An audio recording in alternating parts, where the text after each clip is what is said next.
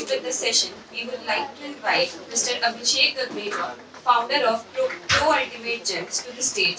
Mr. Abhishek is a prominent fitness entrepreneur with over 15 years of experience in the industry. He has organized major fitness events and received prestigious awards, including the Fitness Excellence Award and Z Business Award for his outstanding contributions. Pro Ultimate Gyms has also been recognized with the award for the fastest growing gym chain in India at IHFF Sheru Classic. Let's extend a warm welcome to Mr. Abhishek Gagneja.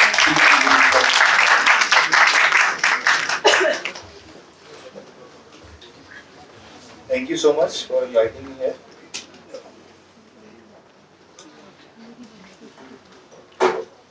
This is also I feel comfortable with this. Hello. Okay.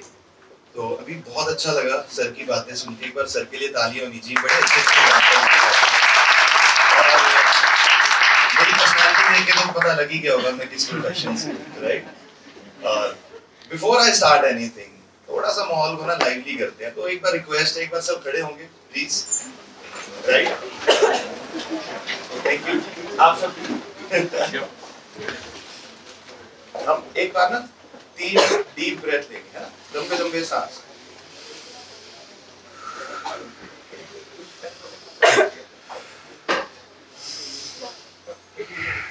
थोड़ी सी neck rotation, smile करते हुए, ठीक है? Tension में नहीं। Downwards, थोड़ा सा stretch करेंगे ऊपर की तरफ। Hands up, hands up. Very nice. Side bend, other side bend. और एक बार जोर से तालियां बजाओ। अब मजा आएगा मुझे बात करने का। अब बैठो। एनर्जी फ्लो करनी चाहिए, है ना? तभी बात सुनने का भी मजा आता है, करने का भी मजा आता है। थोड़ी थोड़ी चेहरों पे स्माइल आ गई है पहले से, राइट? मेरा नाम अभिषेक है और प्रोफेशनल जर्नी तो मेरी स्टार्ट हुई थी 2012 में। तो थोड़ा उससे पहले का बैकग्राउंड अपना बता देता हूँ। I was always into sports. मैं क्रिकेटर था, बहुत अच्छी क्रिकेट खेलता था। और मेरी जो स्कूलिंग है YPS में हुई है, तो मैं स्कूल में ओवरऑल स्कूल स्पोर्ट्स कैप्टन था। एथलेटिक्स में भी बहुत अच्छा था मैं, और क्रिकेट में डिस्ट्रिक्ट खेला हूँ, स्टेट खेला हूँ, नेशनल्स में रिप्रेजेंट करा है, बहुत सारे मेडल्स, ट्रॉफीज।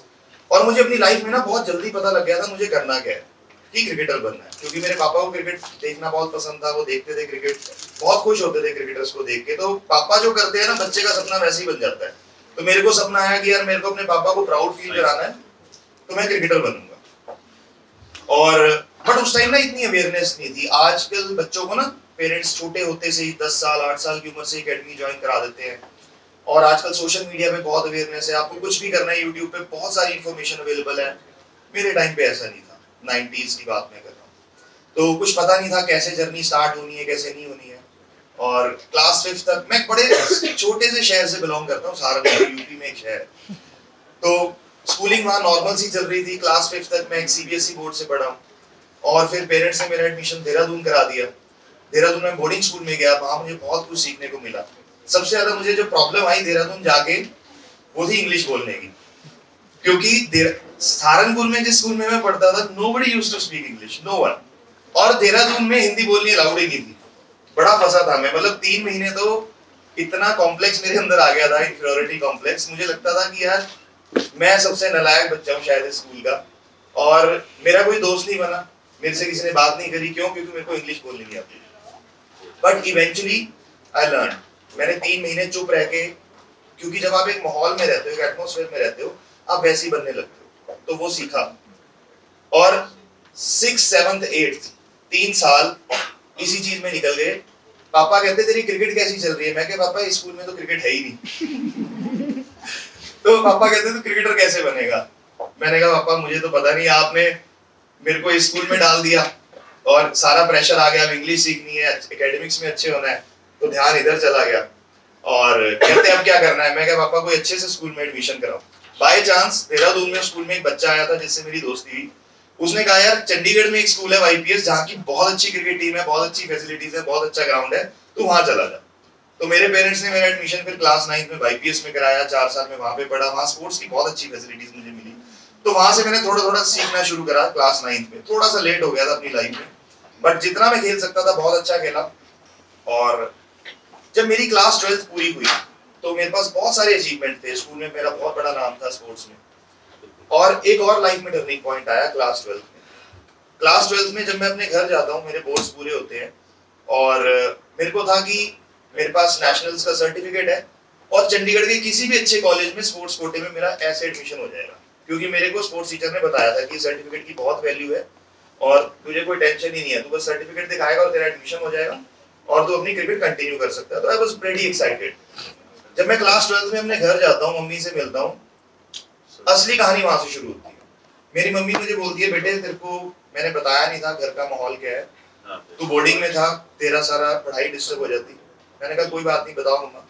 मम्मी ने बोला जो पिछले सेमेस्टर की तेरी फीस थी या 3 महीने की फीस थी, वो बेटे मैंने अपनी गोल्ड बेच के तब फीस भर में गया। ऐसा क्या हो गया, ऐसी सिचुएशन कहाँ से आ गई? मम्मी ने बताया पापा बहुत टाइम से बेड रेस्ट में है, फैक्ट्रीज लॉसेस में है। मेरे फादर की फैक्ट्रीज थी 3 वहाँ पे सहारनपुर में, और अब बेटे लॉसेस इतने हो चुके हैं, पापा ना 1-2 साल से फैक्ट्री जा ही नहीं पाए। और आजकल ना बड़े ऑनलाइन सिस्टम्स हैं, ट्रैकिंग है, उस टाइम ऐसा नहीं होता था। आज ना वर्क फ्रॉम होम चलता है, घर पे चीजें बहुत सारी ट्रैक कर सकते हो, बहुत सारी एडवांसमेंट्स हैं, सॉफ्टवेयर्स है, बट उस टाइम ऐसा नहीं था। तो बहुत स्ट्रगल चल रहा है फैमिली में, और पापा की ना हिम्मत टूट चुकी है, बेटे तुझे ही कुछ करना है। यार मेरी 18 साल की उम्र, 12th पूरी होके आई है और मैंने जिंदगी में एक ही चीज सीखी, क्रिकेट खेलना। और पढ़ाई में मैं ठीक ठाक था, मैं 80% ले आया था 12th में भी, कॉमर्स में, वो भी 3 महीने पढ़ के लास्ट में। जो भी बता रहा हूँ दिल से रहो, बात बता रहा हूँ, कुछ भी बना के नहीं बताऊंगा। और बट अच्छा, 2 छोटे भाई और एज गैप इतना हमारे में, एक भाई 10 साल का 8 साल छोटा और एक भाई 14 साल छोटा 4 साल का, कि इनका भी तुझे ही देखना है। मम्मी ने उस टाइम मेरे एक जिम्मेवारी दे दी शोल्डर पे, इनका भी तुझे ही करना है। अब मैं उनकी तरफ देख रहा हूँ, दोनों खेल रहे हैं, उनको पता भी नहीं बात क्या चल रही है। और मैंने कहा ठीक है कोई बात नहीं मम्मा, करते हैं। तो क्रिकेट तो मेरे उसी दिन दिमाग से चला गया था, क्रिकेट तो बेटे अब खत्म है, क्रिकेट में नहीं हो पाएगा, क्योंकि अब एकदम से रिस्पॉन्सिबिलिटी आई है, परिवार संभालना है, फाइनेंशियली फैमिली का स्टेटस जो था वो वापस लेके आना है। और ये भी नहीं पता था कैसे होगा, बट ये पता था कि बस करना है। ये माइंड में एक मैसेज चला गया था उससे। शुरुआत कैसे करनी है? चलो सबसे पहले बच्चा क्या सोचता है कि सेल्फ डिपेंड हूँ, अपना खर्चा तो खुद उठाने लगूं। यही आती है ना जब ऐसी सिचुएशन आ जाए दिमाग में फीलिंग कि चलो पेरेंट्स से ना पैसे मांगने पड़े, और क्योंकि घर की सिचुएशन ऐसी है। तो उस टाइम 12th पास के बाद जॉब क्या मिलती, बीपीओ में जॉब मिलती है। 6 महीने कॉल सेंटर में जॉब करी, मेहनत करी, नाइट शिफ्ट्स होती थी, कभी रात को जाग रहे हैं, कभी दिन में सो रहे हैं, और दिन में 100 कॉल्स ले रहे हैं। और कॉल सेंटर में होता है गालियां मिलती है ऊपर से, तो पेशेंस बहुत सीखी, गालियां खाने की आदत पड़ी कॉल सेंटर में। गालियां पड़ती थी फिर भी स्माइल करके, no worry sir, we will sort out your problem. ये सब कुछ वहां सीखा 6-7 महीने। फिर एक दोस्त मिला, उसने मुझे बताया कि यार जॉब में तेरा कुछ बनेगा नहीं, जो तेरे सपने हैं ना कि तुझे फैमिली की जो प्रॉब्लम थे जॉब से सॉर्ट आउट नहीं होंगी तेरी। मैं कहा फिर क्या करें? कहता मेरे साथ आए कंपनी के सेमिनार में, चल मल्टी लेवल मार्केटिंग के, वहां पे देख कितने लोग बड़े बड़े पैसे कमाते हैं। मैंने कहा चलते हैं। मैं उसके साथ सेमिनार में गया, वहां पे बहुत सारे मैंने लोग देखे कि बड़े अच्छा पैसे कमा रहे हैं, ऐसे कर रहे हैं, वैसे कर रहे हैं। तो मेरे को लगा यार मैं भी ये काम कर सकता हूँ यार, पैसे तो कमाने हैं लाइफ में ना, कुछ तो करना। तो वो कंपनी ज्वाइन कर ली, जॉब छोड़ दी। 2-2.5 साल बहुत बहुत मेहनत करी वहां पे, नो डाउट। काम भी सीखा, पेशेंस सीखी वहां से, मार्केटिंग करनी सीखी, बोलना सीखा, सामने वाले को अपनी बात रखनी सीखी। वहां पे बहुत कुछ सिखाया उन लोगों ने। मतलब आपको वो बात करनी है जो सामने वाला सुनना नहीं चाहता। ऐसे होता है ना मल्टी लेवल मार्केटिंग में, अगर आपने देखा, बड़ा पेनफुल सा काम होता है वो, है ना। और आपसे सब लोग कटना शुरू हो जाते हैं कि यार ये आया ना वही बात करेगा। तो वो सब मैंने सिनेरियो देखा कि जो मेरे दोस्त थे, मेरा फोन उठाना बंद कर दिया कि मेंबर बन जाओ मेरे। तो वो सब कुछ मैंने सिनेरियो देखा, सीखा, थोड़े बहुत पैसे भी कमाए, नो डाउट। बट उस काम की इतनी रेपुटेशन नहीं थी, और मुझे ऐसा फील हुआ कि यार जो वो बड़ी बड़ी बात बोलते हैं एक्चुअल में उतना नहीं है।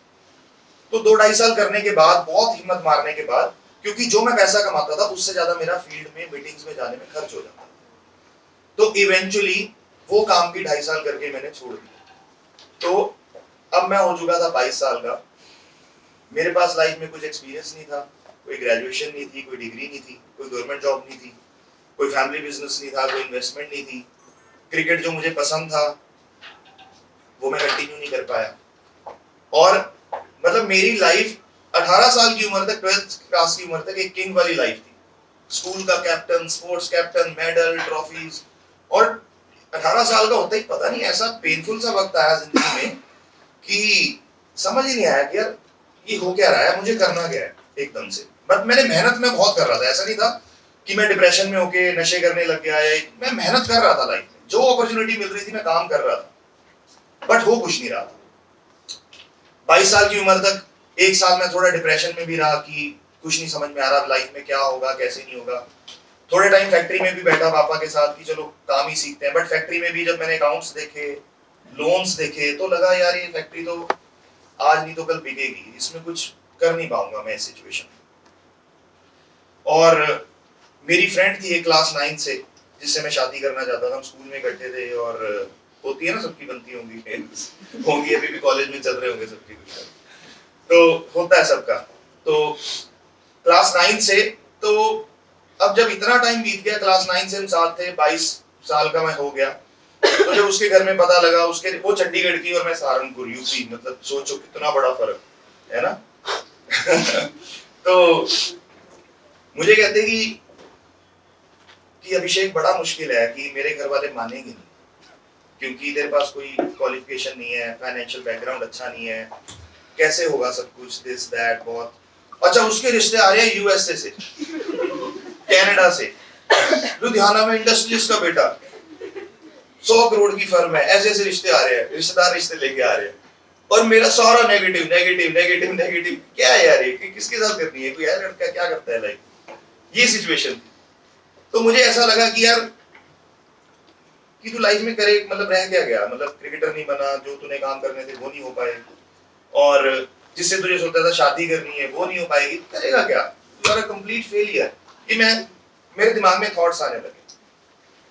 और जब एक रात को जो आज मेरी वाइफ है उसने मुझे बोला कि अभिषेक 6 महीने का टाइम है, इससे ज्यादा मैं पेरेंट्स को ना होल्ड नहीं कर पाऊंगी, 23 साल की उम्र हो गई है मेरी, और उस आजकल ना बड़ा लेट हो गया ट्रेंड शादी का, 30 साल के नहीं करते, 30 साल एक एवरेज हो गया, उस टाइम 24-25 साल एक एवरेज होती थी, अब ना 5 साल डिले हो गई एवरेज शादी की। और मेरे कई पार्टनर्स है हाईली सक्सेसफुल, मेरी एज के हो गए, 35-37 साल के हो गए, तब भी शादी नहीं करके, मतलब डर लगता है आजकल शादी को ना, बड़ा एक फोबिया सा हो गया लोगों को, शादी से बहुत लोग डरने लग गए। उस टाइम ऐसा नहीं था। तो ये बात मैं आपको बता रहा हूँ 2011-12 की।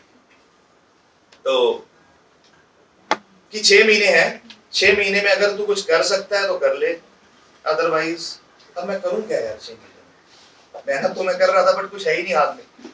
तो उस रात को सोचा कि यार, मैंने अपने आप को सोचा कि यार जब तक तू स्पोर्ट्स से जुड़ा हुआ था ना तब तक तू किंग था, तब तक चलती थी। You have to do something related to sports. अब स्पोर्ट्स में क्या कर सकता है। उस रात को ख्याल आया, जब रात को उसने बात बोली, मैं कहा यार जिम करते हैं, जिम बनाते हैं। अब जिम बनाने के लिए चाहिए पैसा, पैसा कहाँ से है। मैं कहा कोई बात नहीं, देखी जाएगी। रात को 12 बजे बात हुई फोन पे, मैंने एक लिस्ट ली, एक 98 विंडोज वाला वो डब्बे वाला कंप्यूटर था घर पे, जिसमें गूगल पे डाला, और बड़ा स्लो स्लो चलता था, बफरिंग हो गई नेट उस टाइम 2G भी नहीं होता था, 1G होता होगा उस टाइम पे ना, वो BSNL वाला पता नहीं कौन सा बैग था, आई डोंट रिमेंबर। तो उस पे डाला ट्रेडमिल कॉस्ट, ये कॉस्ट, जो समझ में आया, एक लिस्ट ही बना ली, जो वैल्यूज लिखी आई। और पापा को जाके अगले दिन बोला, पापा मुझे जिम करना, जिम खोल। कहती है क्या बकवास काम है यार, कि तुझे और कोई काम नहीं मिला, पहले तुझे क्रिकेटर बनना था, फिर तुझे मल्टी लेवल मार्केटिंग करनी थी, वहां पे तू कह रहा था बड़ी बड़ी गाड़ियां आ जाएंगी, मैं ये कर दूंगा वो कर दूंगा, है, फिर तू कह रहा था मैं फैक्ट्री बैठ जाता हूँ, अब तुझे जिम खोलना है। बेटे काम अच्छे काम नहीं है, ये रिस्पेक्टफुल काम नहीं होते, इससे परिवार का खर्चा नहीं चलता, इसमें कोई फ्यूचर नहीं है, और वो कागज ही फाड़ दिया। और उस टाइम ना मोबाइल भी स्मार्टफोन्स नहीं होते थे कि मेरे पास उसकी पिक थी, पूरी रात बैठ के मैंने वो प्लानिंग करी थी, पापा ने कागज ही काट दिया। मतलब मेरी बात सीरियसली ली नहीं, बट मैं बहुत सीरियस था उस चीज के लिए कि मुझे करना है, एक बार लाइफ में मौका दे दो, फिर कभी नहीं कुछ करना। और करते करते मैं 3 दिन थोड़ा सा परेशान हो गया, घर पे भूख हड़ताल पे चला गया, मैं खाना नहीं खाऊंगा, मेरे को सपोर्ट नहीं कर रहे हो, ये वो। पापा कहते स्पोर्ट कहाँ से करूं, पहले ही कर्जा इतना है, इन्वेस्टमेंट कहाँ से लाऊं मैं। फिर थोड़ा मम्मी ने समझाया, थोड़ा दादी ने समझाया पापा को कि जवान लड़का है, करो स्पोर्ट जैसे मर्जी होके, एक बार उसका जिम खुलवाओ, क्योंकि देखो मेहनती तो है, करता तो मेहनत ही है। तो कर आके पापा ने अपने एक फ्रेंड को बोला कि यार तू फाइनेंस कर दे, 5 लाख रुपए उसने दिए। सबसे इमोशनल मोमेंट पता क्या था, मेरे को चाहिए थे 10 लाख रुपए, और 10 लाख मेरे से अरेंज नहीं हो पाए बिजनेस करने के लिए। 5 लाख एक पापा के फ्रेंड ने फाइनेंस करा, और 50,000 मेरी दादी ने अपनी सेविंग्स दी। पता है वो सेविंग्स कैसी थी? मेरी दादी कहती कि बेटे मैंने ना अपने बुढ़ापे के लिए जोड़ के रखे थे, मैं बीमार हो गई तो चलो इलाज के काम आएंगे, बट अगर मैं बीमार होगी तू कमाएगा पैसे तो मेरा इलाज कराएगी। मतलब वो पैसे पकड़कर मेरी आंखों में आंसू आ गए। मैं कहा अगर अभिषेक तूने ना करना जिंदगी में और दादी सच में बीमार होगी तो मैं वो कभी माफ नहीं कर पाएगा। इस टाइम तो मैं हंस के स्टोरी बता रहा हूँ, बट उस टाइम सिचुएशन ऐसी नहीं थी। तो खैर कर आके मैं ऐसे जुगाड़ करके ना लाख रुपए अपने मामा से उधार मांगे, 7-1 लाख रुपए करे मैंने, सेकंड हैंड मशीन्स कहीं से ढूंढ के 700 स्क्वायर फीट का एक छोटा सा जिम बनाया। 700 स्क्वायर फीट, इस हॉल से भी थोड़ा सा छोटा, मतलब इस हॉल से इस पिलर को ऐसे पार्टीशन कर लो, इतना सा जिम। 2012 में वहां से मैंने शुरुआत करी, बहुत मेहनत करी। अकेला मैं खुद आदमी था वहां पे काम करने वाला, कोई ट्रेनर नहीं, कोई रिसेप्शनिस्ट नहीं, कोई कुछ नहीं। ओनर भी मैं हूँ, ट्रेनर भी मैं हूँ, सब कुछ ही मैं ही। वहां पे जब काम करना शुरू करा, इंडिविजुअल था, मेहनत करी, क्लाइंट्स आए, क्लाइंट्स को बहुत ज्यादा मैंने केयर करी। अच्छा, फिटनेस इंडस्ट्री में अब मैं आता हूँ बिजनेस पर्सपेक्टिव, अब तक तो स्टोरी चल रही थी। उस टाइम पे जिम का कल्चर लोगों को पता ही नहीं था कि जिम का कल्चर है क्या। उस टाइम जिम कौन लोग बनाते थे? पुराने पहलवान, जो पुराने बॉडी बिल्डर है, बस अपना कुर्सी पे बैठे हैं, लोग आके पैर छू रहे हैं, उस्ताद जी, कोई फैसिलिटीज नहीं, कोई सर्विस नहीं, कोई प्रोफेशनलिज्म नहीं। I was the first person in my city जो ये चीज लेके आया, जो लोगों को ग्रीट करता था, मिलता था, मोटिवेट करता था डाइट के लिए। इतना मैंने अच्छा काम करा उसमें। और उस टाइम ना फेसबुक नया शुरू हुआ था, सोशल मीडिया, तो वो उसको मैंने as a marketing tool use करा अपनी लाइफ। जितने भी क्लाइंट आते थे मैं फेसबुक पे उनसे कनेक्ट करता था, और जब भी उनके रिजल्ट्स आते थे उनकी वीडियोस डेली अपलोड करता था, और शहर में सारे लोगों को टैग कर देता था। वो पहले चलता था ना फेसबुक में, याद होगा, अभिषेक अग्नेजा इज विद 99 अदर्स। तो जो 99 अदर्स कौन होते थे? वो जिम के मेंबर्स होते थे। वो पूरे शहर में पिक वायरल हो जाती थी ट्रांसफॉर्मेशन। 3 महीने में वो जिम डबल, 6 महीने में वो जिम ट्रिपल, 2 साल में वो शहर का सबसे बड़ा जिम बन गया। 700 स्क्वायर फीट से 7000 स्क्वायर फीट।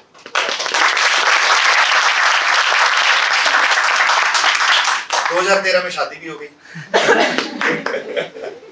अच्छा, अब आगे सुनो। 2014 में सबसे बड़ा जिम बन गया, 2 से 3 लाख रुपए में कमाने लग गया, और शहर में अच्छा खासा नाम हो गया कि यार सबसे तगड़ा जिम अभिषेक का है, अल्टीमेट उसका नाम है, और किसी को भी जाना है उस जिम में जाना चाहिए। अच्छी फैसिलिटीज, अच्छी मशीन्स है, वो सब इन्वेस्टमेंट वाला पार्ट में सब कवर कर गया था 2 साल में, री इन्वेस्ट कर करके। अब मेरे को समझ में आया कि अभिषेक, इस शहर में तू जो बेस्ट हो सकता था वो तो तूने अचीव कर लिया, क्योंकि जिम एक ऐसी चीज है, एक जिम से एक सैचुरेशन पॉइंट आ जाता है कि एक जिम में ना एक लिमिटेड मेंबर आएंगे, वो जिम के साइज पे डिपेंड करेगा।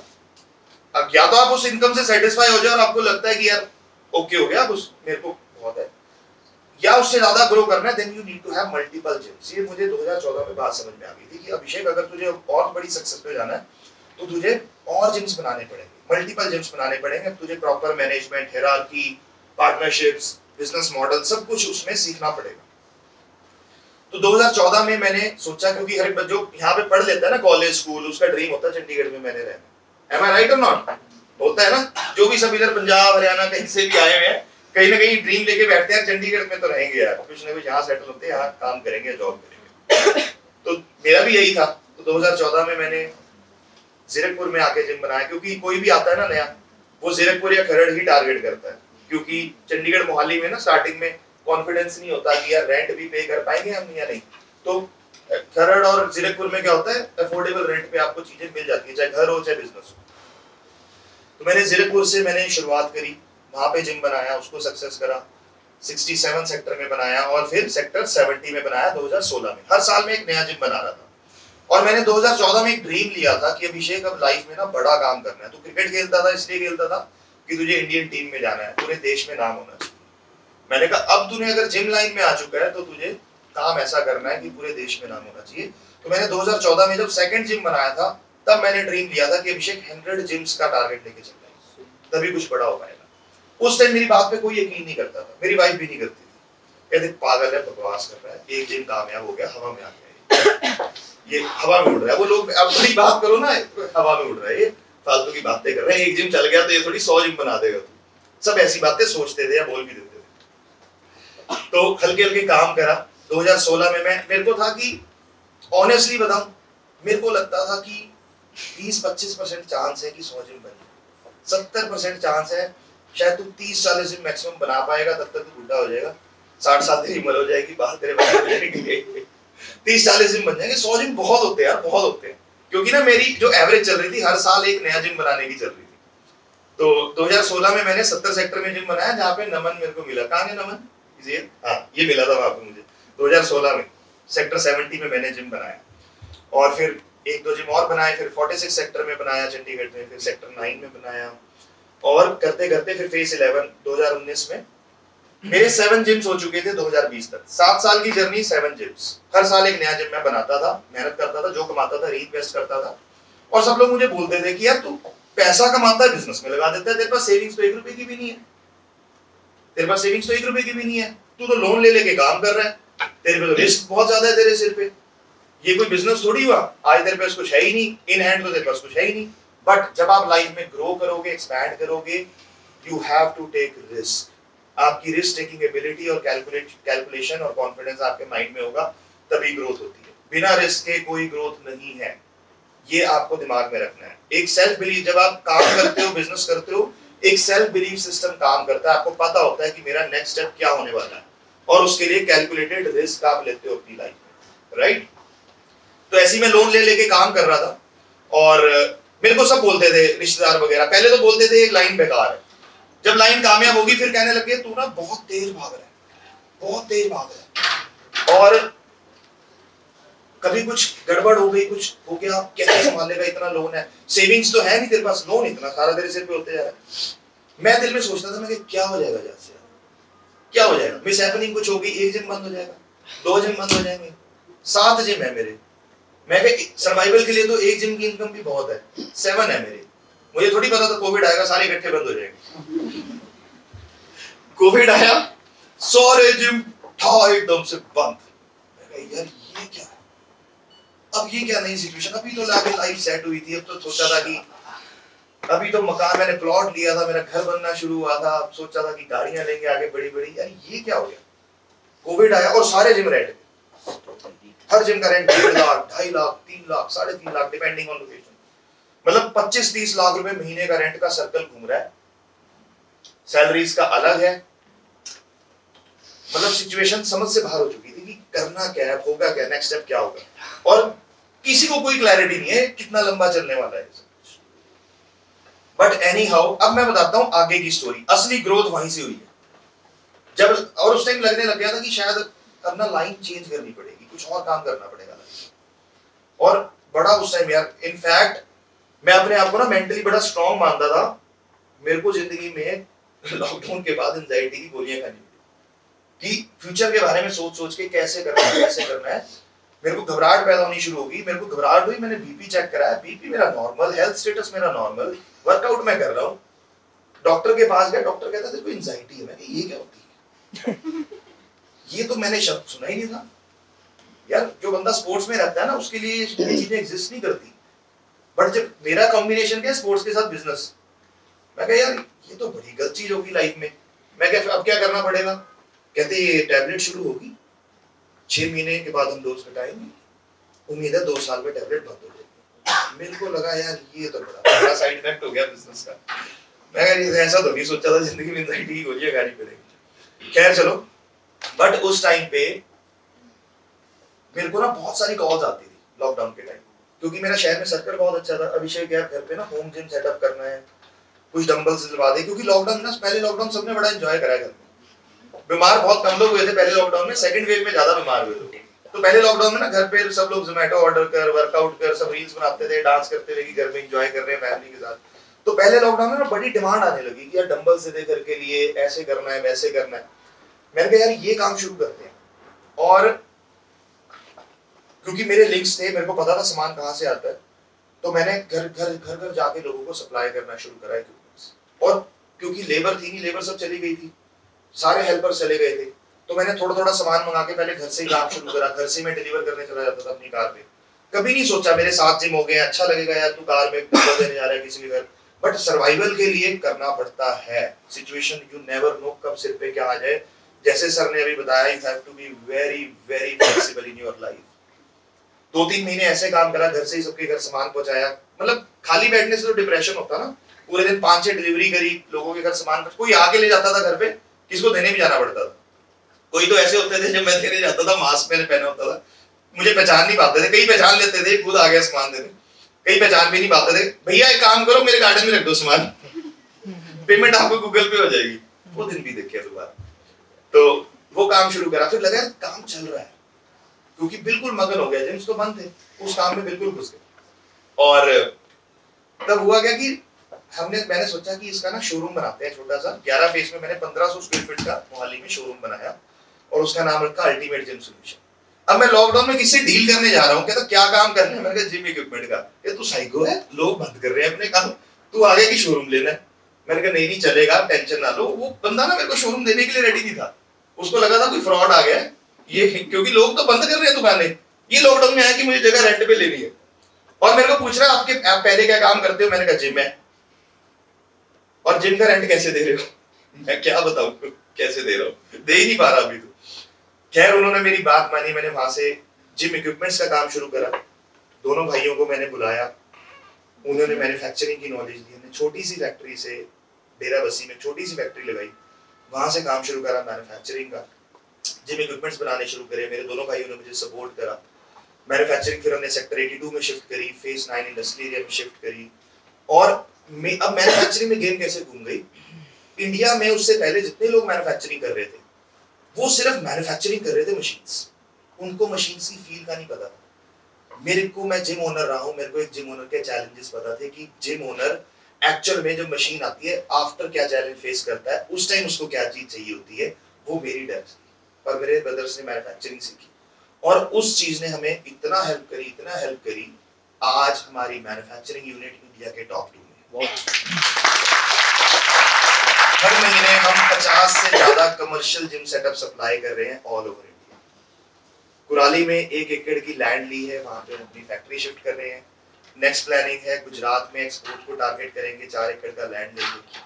और जिम्स की जहां तक मैंने बात करी, लॉकडाउन से पहले 7 जिम्स थे, तो लॉकडाउन में हमने कुछ प्रोसेस बनाए कि जब जिम्स दोबारा खुले तो हमको लगा हम अब फ्रेंचाइजीज ऑफर करेंगे।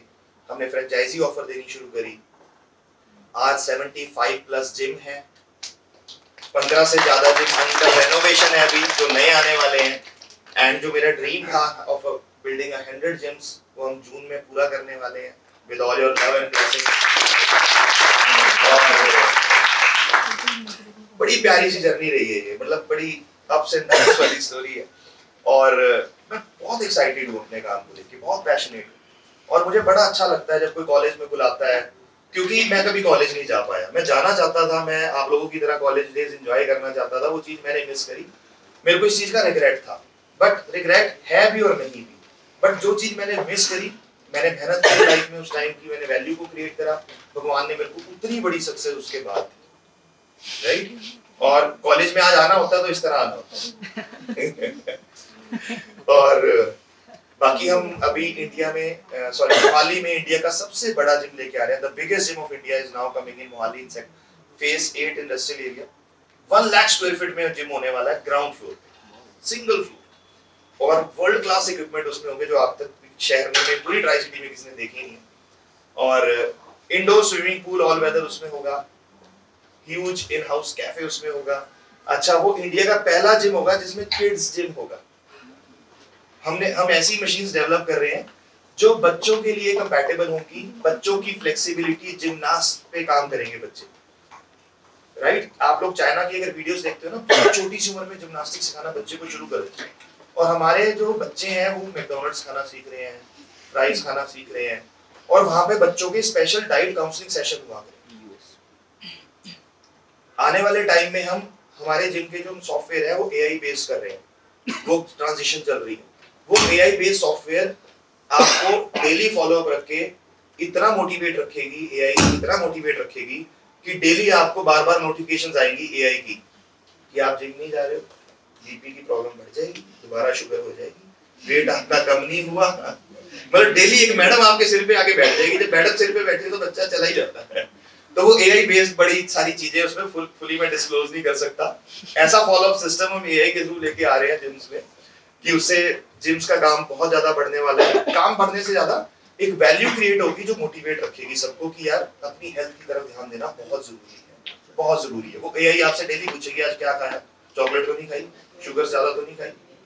इन चीजों पे हम बहुत काम करने वाले हैं और अब हम इंटरनेशनल एक्सपैंड कर रहे हैं। जून में हमारा जिम दुबई में आ रहा है, तो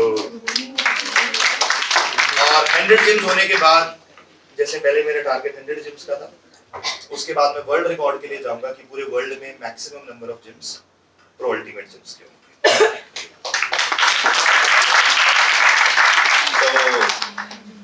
तो thank you so much, it was lovely interacting with you all. बहुत अच्छा लगा मुझे आप सबसे मिलके और wishing you lots of prosperity, lots of success और लाइफ में जो भी काम करो खुले दिल पूरे पैशन और खूब मेहनत से करो। Thank you so much.